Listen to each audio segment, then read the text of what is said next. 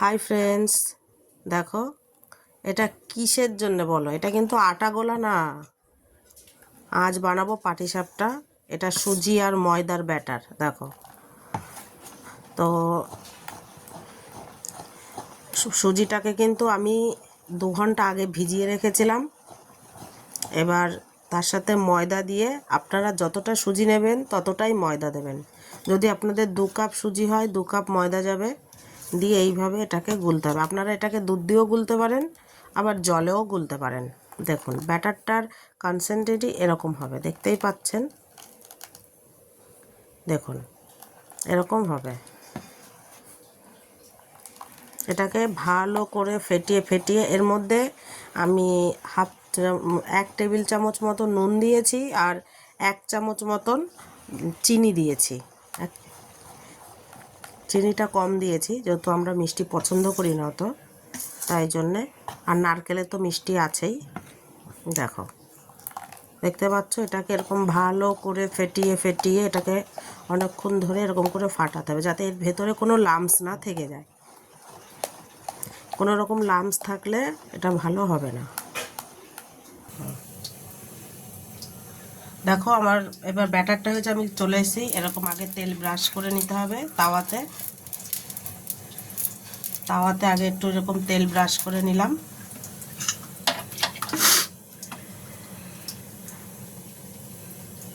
এবার এরকমভাবে ব্যাটারটা দিয়ে দিতে হবে। দিয়ে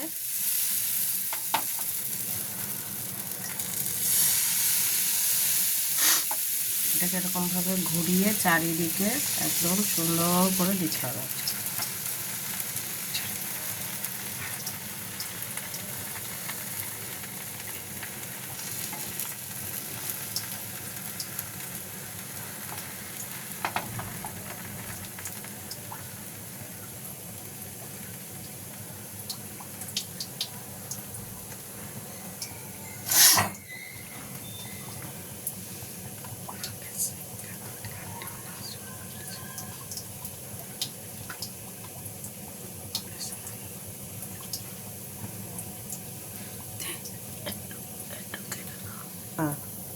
দেখো এবার এরকমভাবে মিডিলে একটু নারকেল দিয়ে দিতে হবে। আমি নারকেলের পুরটাকে আগে বানিয়ে রেখেছিলাম।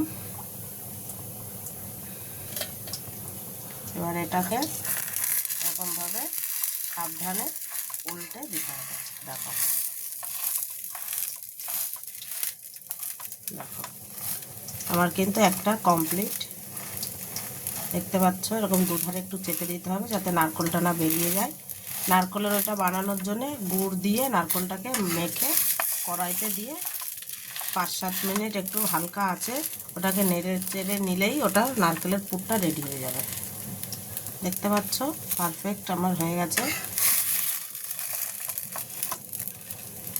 দেখো এবার আমি এটাকে নামিয়ে তোমাদের বোঝার জন্য আর একটা আমি বানিয়ে দেখিয়ে দেবো।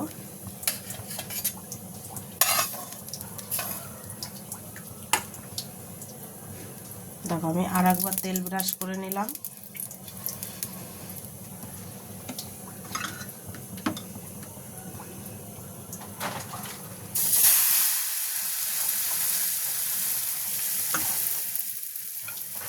তোমরা এটাকে পরিমাণ মতো দেবে, দিয়ে এটাকে এইভাবে ঘুরিয়ে দেবে।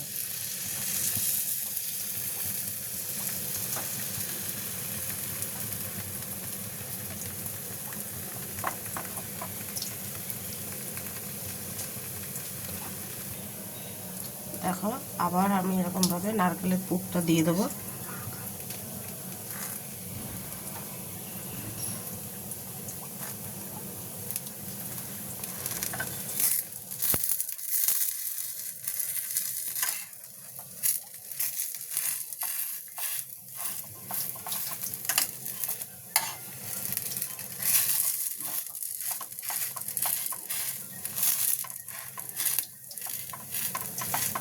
দেখেছো বন্ধুরা, এভাবে তোমরাও বাড়িতে কিন্তু সুন্দর পাটিসাপটা বানিয়ে নিতে পারো। চালের গুঁড়ি দিয়েও হয়, কিন্তু আমি ময়দা আর সুজি দিয়েই করলাম। দেখো আমার কিন্তু এটা রেডি হয়ে গেছে। তো দেখো এরকমভাবেই তোমরা সবগুলো বানিয়ে নেবে। দেখো বন্ধুরা, আমি এর মধ্যে আবার একটু গুড় দিয়ে দিয়েছি। এদিকে আমি একটা বানিয়েও নিয়েছি। দেখো, একই প্রসেসে গুড় দিয়েও কিন্তু একটা বানিয়ে নিলাম। তোমরাও কিন্তু এইভাবে বানাতে পারো বাড়িতে, গুড় দিয়েও পারবে বানাতে। দেখো বন্ধুরা, আমি কিন্তু সেম প্রসেসে এতগুলো বানিয়ে নিয়েছি, পুরো 250 গ্রাম ময়দা আর 250 গ্রাম সুজি দিয়ে। তো তোমরা যারা যারা এইভাবে বাড়িতে বানিয়ে খেতে চাও অবশ্যই খেতে পারো। আমার এই ভিডিওগুলো কিন্তু নতুন যারা রান্না করছে, নতুন যারা শিখেছে তাদের জন্য কিন্তু খুবই গুরুত্বপূর্ণ হয়ে দাঁড়াবে, কারণ আমি একদম সহজ প্রসেসে করে দেখাই। তোমরা যারা নতুন আছো তারা কিন্তু খুবই সহজেই রান্নাগুলো করে নিতে পারো বা এই সব জিনিসগুলো বানিয়ে নিতে পারো। তো যদি তোমাদের ভালো লেগে থাকে অবশ্যই লাইক, কমেন্ট, শেয়ার করবে আর সাবস্ক্রাইব করতে একদম ভুলবে না। তো বন্ধুরা, আজকের মতো এইটুকুই, কাল আসবো আবার। তো ভালো লাগলে অবশ্যই আবারও বলছি সাবস্ক্রাইব করে দিও। আর ভালো থাকো, সুস্থ থাকো, খেতে থাকো। Good bye.